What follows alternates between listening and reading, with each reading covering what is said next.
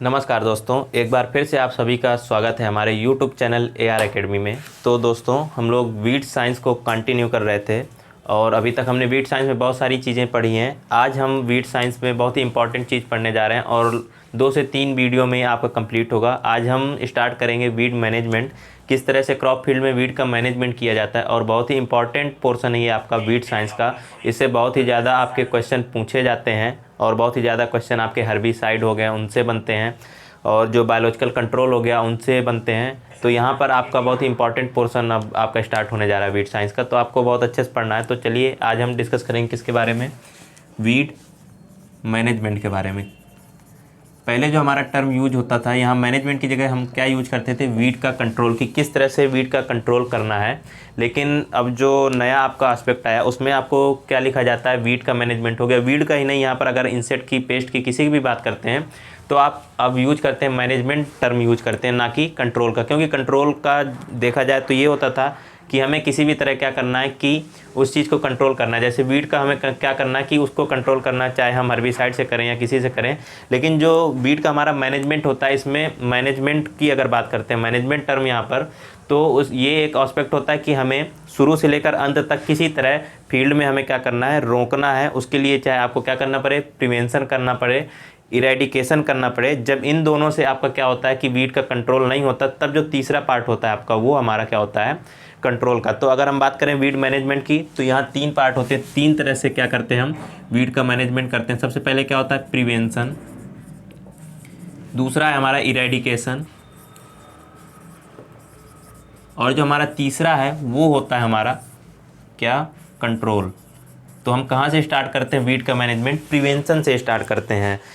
Prevention क्या होता है कि किसी चीज़ से बचाव करना। तो हमारे फील्ड में क्या हो कि वीड उगे ही ना, हम पहले से ही अच्छे से क्या करें, जैसे सीड है हमारा, उसमें हम देखें कि उसमें वीड का कोई सीड हमारा ना हो, या फिर जो हमारा किसी तरह से दूसरे माध्यम से जो हमारे वीड के सीड आ रहे हैं हमारे फील्ड में, वो ना पहुँचें।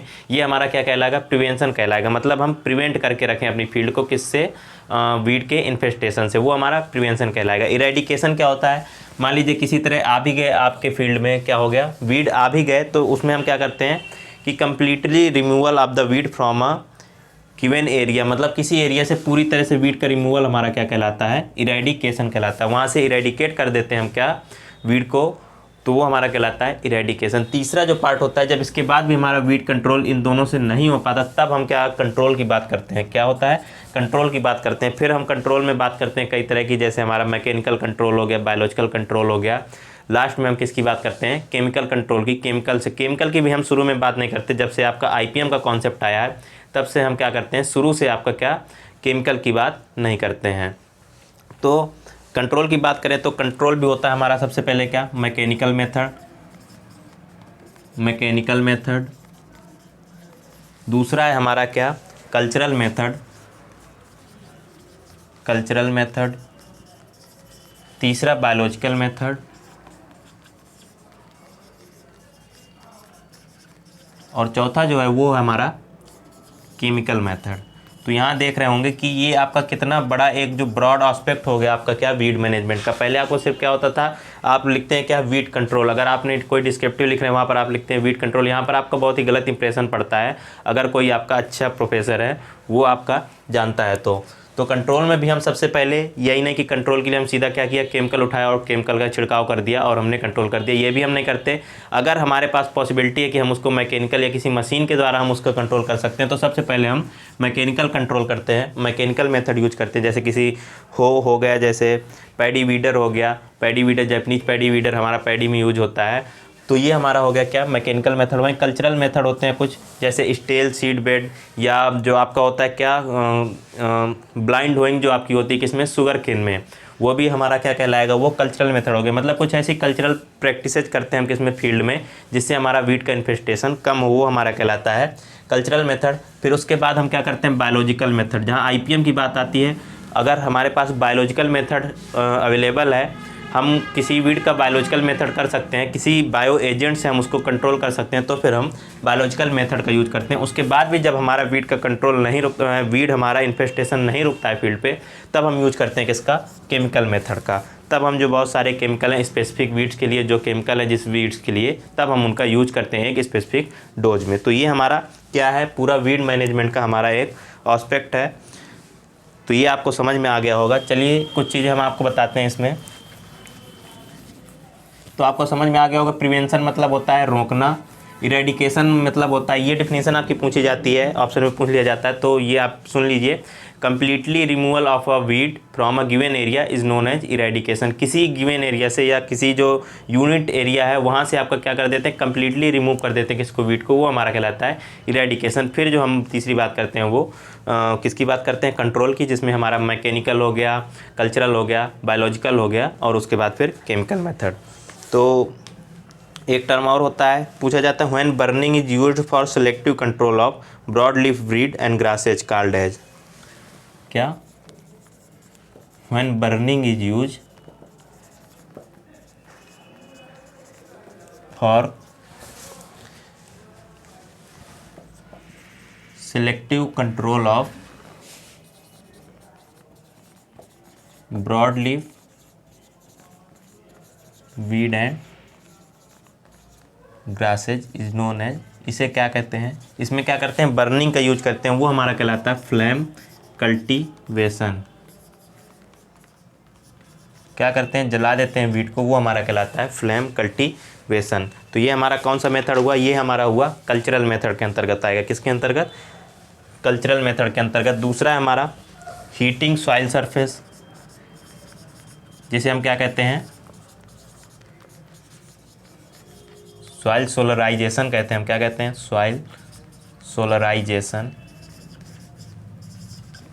तो इसमें क्या करते हैं कि गर्मियों के दिनों में हम क्या करते हैं, ब्लैक मल्च का यूज कर सकते हैं, या गर्मियों के दिन में सॉइल को क्या करते हैं, पहले हम गहरी जुताई करते हैं, जिससे सनरेज जो है डायरेक्ट आपकी कहाँ पड़ती हैं, फील्ड पे पड़ती हैं। उससे आपके क्या होते हैं कि बहुत सारे जो आपके सीड होते हैं, वीट सीड होते हैं, वो मर जाते हैं, या वीट सीड की जो वाइबिलिटी होती है वो आपकी ख़त्म हो जाती है। तो ये भी एक कंट्रोल है, इससे हम क्या करते हैं, प्रिवेंट कर सकते हैं अपने फील्ड को, किससे, वीट से।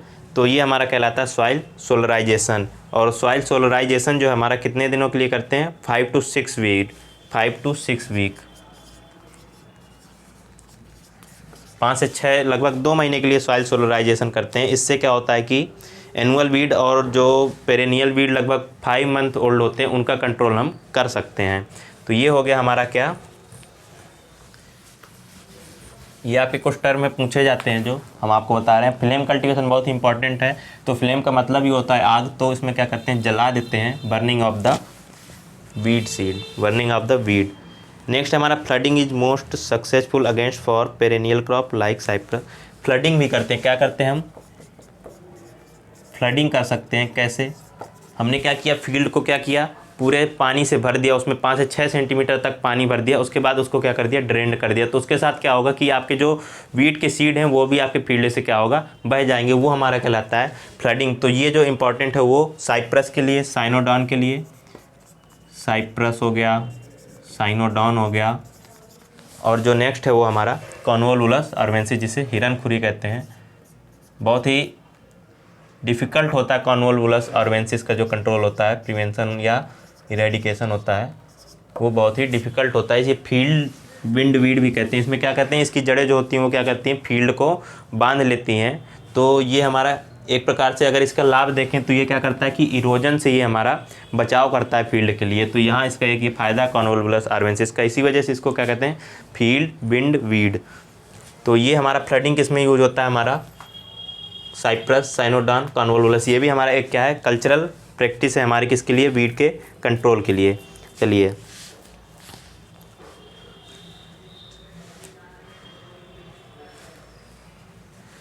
केमिकल स्टिमुलेंट क्या होते हैं,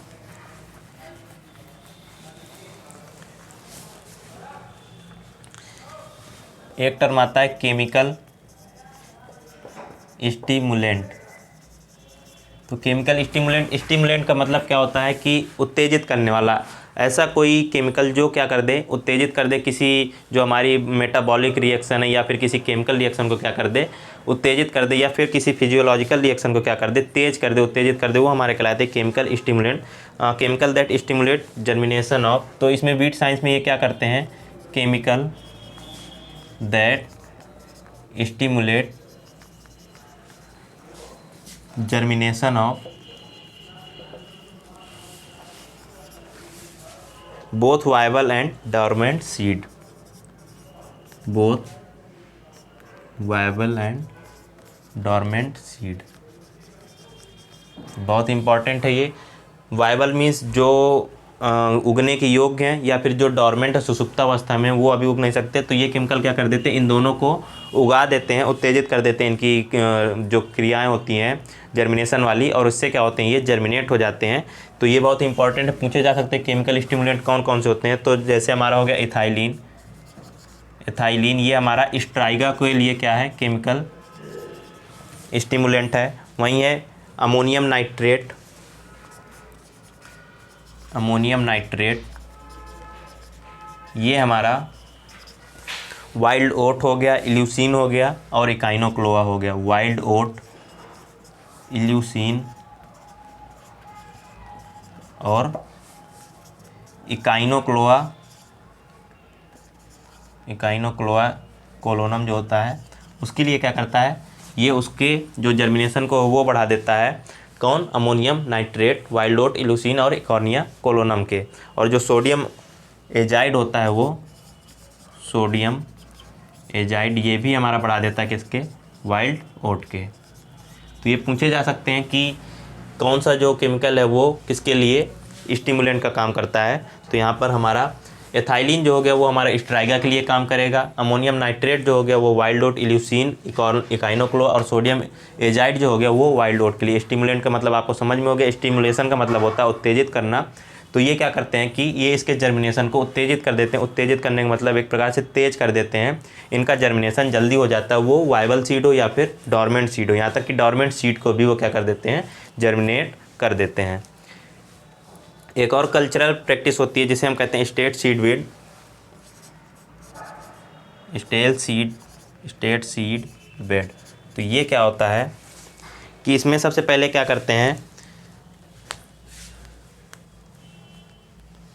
सबसे पहले हम क्या कर देते हैं, यहाँ पर हमने केमिकल स्टिमुलेंट की बात क्यों की, हमने केमिकल स्टिमुलेंट की बात इसलिए की क्योंकि स्टेट सीड बेड जो कल्चरल प्रैक्टिस होती है, ये भी कंट्रोल करने की प्रैक्टिस होती है वीड को। इसमें सबसे पहले हम क्या करते हैं कि वीड को क्या करते हैं, ग्रो करते हैं। जिस फील्ड में है उसमें हम क्या करते हैं, ग्रो करते हैं। उसके बाद हम क्या करते हैं कि 2 से 3 फ्लश कर देते हैं, किसके, वाटर के, ड्रेन कर देते हैं उस फील्ड को। उससे क्या होता है हमारा, जब ड्रेनेज हो जाएगा तो उसके साथ जो जर्मिनेट हमारे वीड होंगे वो भी बह जाएंगे। तो वो हमारी कहलाती है स्टेट सीड बेड। तो to induce germination of weed, germination of weed and weed with irrigation,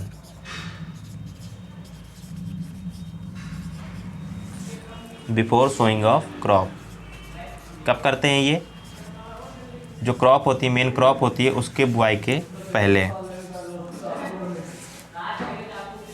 तो इसमें क्या होता है कि सबसे पहले हमने क्या किया, वीड को हमने क्या किया, स्टिमुलेट किया, उसको जर्मिनेट किया। उसके बाद हमने 2 से 3 फ्लश किसके कर दिए, वाटर के कर दिए। वाटर ड्रेनेज कर दिया फील्ड को वाटर से भर के। तो उससे क्या होगा कि जो वीड होंगे 2 से 3 बार में वो पूरे आपके क्या होंगे, जर्मिनेट होने के बाद बह जाएंगे, और वो आपका एक फील्ड जो होगा वो क्या हो जाएगा, वीड फ्री हो जाएगा। तो ये भी हमारा किसके अंतर्गत आता है, कल्चरल प्रैक्टिस के अंतर्गत। तो दोस्तों ये आज का हमारा क्या था, एक हमने बताया आपको वीड मैनेजमेंट क्या होता है, और नेक्स्ट में हम आपको केमिकल कंट्रोल के बारे में बताएंगे। बहुत इंपॉर्टेंट होगा, बायोलॉजिकल कंट्रोल के बारे में बताएंगे। आज के लिए बस इतना ही। चलिए, बहुत बहुत धन्यवाद।